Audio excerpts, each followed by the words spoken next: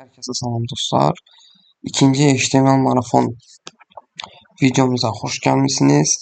Biz bu derste sizinle HTML sənədinin əsas struktur hissələrini daha yaxından araşdıracağıq. Birinci dərsdə gördüyümüz kimi, yəni HTML-ın nə olduğunu, HTML yəni bir web saytının skeleti olduğunu, bunun haqqında məlumatlar verdim sizə və ilk dərsdə Visual Studio Code'un yükləməyi haqqında məlumat verdim.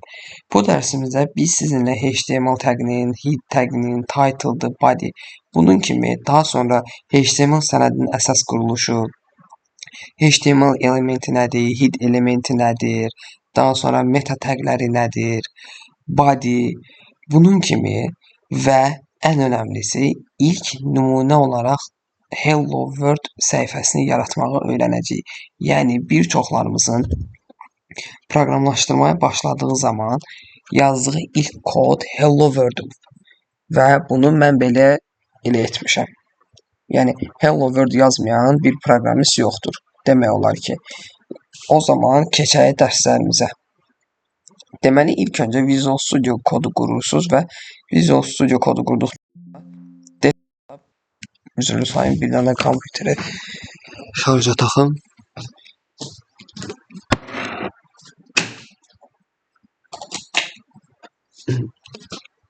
Desktopda Visual Studio Code'un proqramını görürsünüz. Bu proqrama daxil olursunuz və siz bu proqrama daxil olduğunuz zaman qarşınızda belə bir pəncərə açılacaq. Deyəcəksiniz ki, biz bu pəncərədə nə edəcəyik? Okey. Baxın, əgər hazır bir faylınız və yaxud da ki, papkanız varsa, Open folderdan aça bilirsiniz. Yəni bunu desktopdan. Əgər yoxdursa, onda nə edirsiniz? Gəlirsiniz, desktopda bir fayl yaradırsınız. Bir folder daha doğrusu. Bu folderın adını qoyuruq. Məsəl üçün test 1. Okey, əla. Daha sonra gəlirsiniz Visual Studio Code'a. Visual Studio Code'a gəldikdən sonra buradan Open folder bölümünü klikləyirsiniz və desktop pəncərəsini seçirsiniz. Və buradan yaratdığınız folderi tapırsınız. Gördüyünüz kimi yaratdığımız folderin adı nə oldu? Test 1. Deyəcəksiniz ki, niyə bu qədər sürətli və ötəri başa salırsan? Əslində sürətli başa salıram, ancaq ötəri başa salmıram. Digər proqramistlər məsəl üçün CMD-nin vasitəsilə, yəni command promptla fayl yaratmaq uzun vasitələrlə göstərirəm, ancaq mən isə qısa və konkret formatını başa salıram. Çünki nəyə görə? Hər iki üsulda yaradılan folderlar eyni məqsədi daşıyır. İkisinin də nəticə olaraq yaradılışı Visual Studio Code'da açılır. Daha sonra seçdiniz. Okey, qaydaq dərsimizə. Gördüyünüz kimi folderi seçdik. Gəlirik select folder edirik. Okey. Okey, bunu belə edik. Gördüyünüz kimi artıq qarşınızda test 1 folderinin içərisindəyik. İndi biz test 1 folderinin içərisinə birinci dərsdə dediyimiz kimi bir indeks səhifəsi yaradacağıq və HTML fayllarının qısaldılması index.html olacaqdır. Onun üçün gəlirik. Biz buradan new file bölməsini seçirik. Əgər biz folderin içərisində folder yaratmaq istəsək, new folder edirik. İndi deyəcəksiniz ki, new file-la new folderin nə fərqi var? Biz real bir layihə işləyirik. Real bir layihə işlədiyimiz zaman bir neçə CSS fayl ola bilər. Onun üçün hərəsinə ayrı-ayrı folder yaradırıq və həmən folderların içərisində də CSS faylları yaradırıq. Okey, indi mən sizə faylı göstərim, daha sonra folderi göstərəcəm. Deməli, fayla gəlirik. Faylın üzərinə klik edirik. Yazırıq index.html. Gördüyünüz kimi artıq bir HTML faylımız aktivdir. Və bunu görməkdən ötürü gəlirsiniz bura. Baxın. İlk dərslərdə dediyim kimi, brauzerdə indeks səhifələr ya Google Chrome'dan, ya Firefox'dan, ya da ki Microsoft Edge oyla açılır. Bizdə Google Chrome'dan açılıb və gələk bunun üzərinə klik edirik. Gördüyünüz kimi indeks səhifəmiz hal-hazırda bomboşdur. Niye? Çünkü biz indeks sayfamıza hiçbir şey yazmamışıq. Okey. Gəlin sizinlə bir şey yazaq. P tagini göstərim sizə. P tagi nədir? P tagi bizlərdə web saytımızda paragraf tagi adlanır. Yəni uzun həcmli, yəni böyük həcmli mətnləri P taginin içərisinə yazırıq. Ancaq qısa və başlıq cümlələri hashtaglərin içərisinə yazasıq. P tagləri içərisinə gəlirik, yazırıq ki, hello world məsəl üçün. Və bunu yaddaşda saxlamaqdan ötürü Ctrl plus S edirik. Ctrl S eyni anda basırsınız, bunu save edir. İndi gəlirik indeks səhifəmizə, brauzerdə baxırıq. Gördüyünüz kimi hello world yazılıb. P taglərinin standart bir şrift ölçüsü var. Ancaq hashtaglərinin ölçüləri fərqlidir. İndi baxın, hashtagləri H1, H2, H3, H4, H5, H6 olmaqla 6 sıraya bölünür. Bunların fərqləri nədir? Yazaq məsəl üçün hello dünya. Baxın, H1 taginin içərisinə yazılan hello dünya sözü daha böyük formatda olur və daha qalındır. Okey, bütün hashtagləri qalın olur. Ancaq ölçüləri fərqli olur. İndi ikinci hello dünyanı qeyd edirik. Gördüyünüz kimi H1'ə nisbətən H2 daha kiçik ölçülüdür. Daha sonra gəlirik H3'ə. Məsəl üçün, burada yazırıq hello dünyanı. Və gördüyünüz kimi H3 tagi H1 və H2 taginə nisbətən daha balacadır. Və gördüyünüz kimi P tagləri də bunların hər birindən balacadır. Okey, əla. Deyəcəksiniz ki, biz belə bunları bir-bir əllə mi yazasıyıq? Xeyr, biz bunları əllə yazmayacağıq. Bunun üçün Shift və 1 düyməsinə eyni anda klik edirsiniz, qarşınızda nida yaranır. Və biz buradan bir də enter edirik. Avtomatik olaraq bizim indeks səhifəmizin belə deyim, skeleti yarandı. Baxın, skelet dediyimiz nədir? Burası body hissəsidir, HTML hissəsidir və biz bu body'nin içərinə öz kodlarımızı qeyd edəcəyik. Buradan meta tagləri var, sonra title tagi var, hit tagi var, daha sonra HTML rank tagi var. Daha sonra gördüyünüz kimi charset UTF var. Buradan gördüyümüz kimi HTML tagi nə işə yarayır?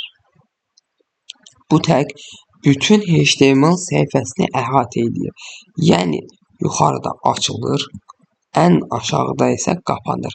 Əvvəlki dərslərimizdən də qeyd elədiyimiz kimi birinci tag açılış olur, sonuncu tag qapanış olur. Yəni ki, baxın, iki oxun başlanğıcında belə bir xətt yoxdursa, maili, o tag açılışdır. Əgər maili varsa, qapanışdır. Daha sonra bu HTML-in açılış bağlanış tag olduğunu qeyd elədik. Daha sonra burada hit tagi var. Hit elementi nədir? Bu səhifə haqqında meta məlumatlarını saxlayır. Buraya başlıq, daha sonra obraz kodlaması, mobil uyğunluq və başqa texniki məlumatları yazılır. İstifadəçilər də bu hissəni saytda birbaşa görmür. Bunu ancaq siz görürsünüz, yəni kodu yazan. Daha sonra aşağıda title bölməsi var. Bu browserin üstündə görünən ad hissəsidir. Browserin görünən ad hissəsi də qeyd edilən kimi, baxın, buradır. İndi yuxarısına fikirlə index.html. Bizim burada, üzr istəyirəm, index.html. Okey, xeyr. Baxın, document yazılıbdır. Adı title document. İndi biz buna gəlirik ki, adını qoyuruq ilk, məsəl üçün. İlk dərs qoyduq. İlk dərs qoyduğumuz zaman browserin adı dəyişilir olur ilk dərs. Web saytının adı, yəni ilk dərsə olaraq dəyişildi. Daha sonra bununla da adlarını əlavə edirik və ən önəmlisi meta tagləri. Meta tagləri nədir? Burada meta tagləri sayt haqqında əlavə məlumat verir və ən çox istifadə olunan da char setdir. Bunları qeyd edin. Yəni videoya baxan dostlarım, bunları qeyd edin ki, sonra vakansiyaya müraciət etdiyiniz zaman hər hansı bir müsahibədə iştirakınız vaxtı sizdən soruşa bilərlər. Head nədir, HTML nədir, meta tag nədir, title nədir? Okey, qaldığımız yerdən davam edək. Meta bildiyimiz kimi nə oldu? Saytın haqqında əlavə məlumatları verir. Ən çox istifadə olunan isə charsetdir və gördüyünüz kimi meta charset UTF-8. Yəni bu səhifədəki bütün hərflərin düzgün çıxması üçün vacib bir tagdir. Yəni digər önəmli meta taglər isə viewportlardır. Yəni ki, meta name, viewport, content with device with initial scale 1.0. Bu saytın mobil telefonlarda düzgün ölçüdə açılmasını təmin edir. Yəni saytın mobil tətbiqdə düzgün ölçülməsini təmin etmək nə deməkdir? Mən indi onu sizə göstərim. Daha doğrusu bunu developer dili ilə isə responsivlik deyilir. Baxın. Mobil formatda göstərim. Budur. Məsəl üçün iPhone 12 formatında LinkedIn belə görünür. Baxın. LinkedIn bu formatda göstərilir. Gördüyünüz kimi. Bu nədən asılıdır? Meta name, viewport, content with device with initial scale. Bu olmasa telefonum üzrsə. Yəni bu tag olmasa saytımız telefon strukturunda göstərilməyəcək. Onun üçün kodu yazdığımız zaman hər zaman metanın viewport tag olmalıdır və kodlarımızın düzgün işləməyi və bütün hərflərin düzgün çıxması üçün meta UTF-8-dən istifadə olmalıdır. Daha sonra burada diqqətimizi çəkən nədir? Body elementi. Body elementi nədir?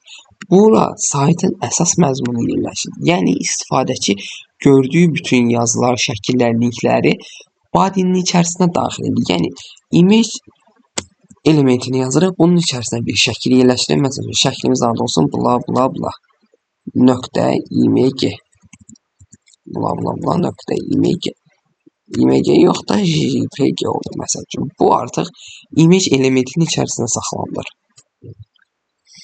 Gördüyünüz kimi indeks səhifəsinin açılışı bu formatdadır. Daha sonra indi gələk bura bizə belə bir şey göstərim.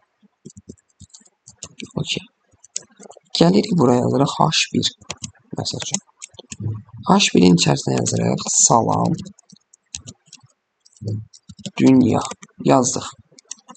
Salam dünya. Daha sonra P taginin içərisində bu mənim ikinci HTML dərsimdir. Bunu yazdım. İndi sizə bir sual verim. Videonu saxlayıb özünüz üçün düşünün və daha sonra yoxlayın. Görün sizin düşündüyünüzlə mənim yazdığım eynidir. İndi sizcə H1 salam dünya P bu mənim ikinci HTML dərsimdir yazdıqda ən birinci hansı çıxacaq? Yəni salam dünya mı çıxacaq yoxsa bu mənim ikinci dərsim HTML mi olacaq? Və ya hansı element, yəni hansı tag daha qalın, daha nazik görünəcək? Okey, indi bunu yoxlayaq. Bunu da Ctrl-S edib yaddaşda saxlayırıq. Gəlirik browserə. Browserə gəldikdən sonra buradan bir dənə refresh veririk. Refresh verdiğimiz zaman gördüğünüz gibi H1 tagi, yəni salam dünya, P tagi bu mənim ikinci HTML dərsimdir. Sözü bizi qarşılayır. Yəni bugün sizlərlə dərsin qısa xülasəsini qeyd eləyəsə olsam, biz bugün sizlərlə nəyi öyrəndik? Yəni əsas HTML struktur elementlərini öyrəndik. Bu elementlər də HTML-dir, head-dir, title-dır, body-dir. Daha sonra ilkin HTML səhifəsinin qurulmasıdır. Bunun kimi mövzulara toxunduq və evə bir tapşırıq vermək istəyirəm sizə. Nə edirsiniz? Özünüz üçün belə bir HTML fayl yaradırsınız. Bu faylda başlığında öz adınızı yazırsınız. Body hissəsinə bir başlıq və bir paragraf olsun. Mobil uyğunluğu təmin etmək üçün viewport meta tagini əlavə edirsiniz. Okey. Yadda qaldı da yəqin ki, yenidən təkrar eyləm, üzr istəyirəm. Başlıqda öz adınızı qeyd edirsiniz. Yəni burada body hissəsinə bir başlıq və bir paraqraf yazırsınız. Yəni bir başlıq və bir paraqraf və mobil uyğunluğu təmin etmək üçün viewport meta təqinə əlavə edirsiniz. Mobil uyğunluqda gördüyünüz kimi budur. Okey. Deməli, əgər hər hansı bir sualınız olarsa, mütləq şəkildə şərhlərə yazın. Və videonu bəyənib kanala abunə olaraq mənə ən böyük dəstək göstərərsiniz. Siz də videonu bəyənin, kanala abunə olun ki, digər insanlar da bu videodan faydalana bilsin və proqramlaşdırma sahəsini daha çox insan öyrənə bilsin. Yəni önümüzdə növbəti dərsdə HTML-da mətn elementlərini daha detallı öyrənəcəyik. Gələn videomuzda görüşənədək, yəni videonu bəyəndinizsə abunə olmağı da unutmayın. Bugünkü dərsimiz bu qədər. Təşəkkür edirəm.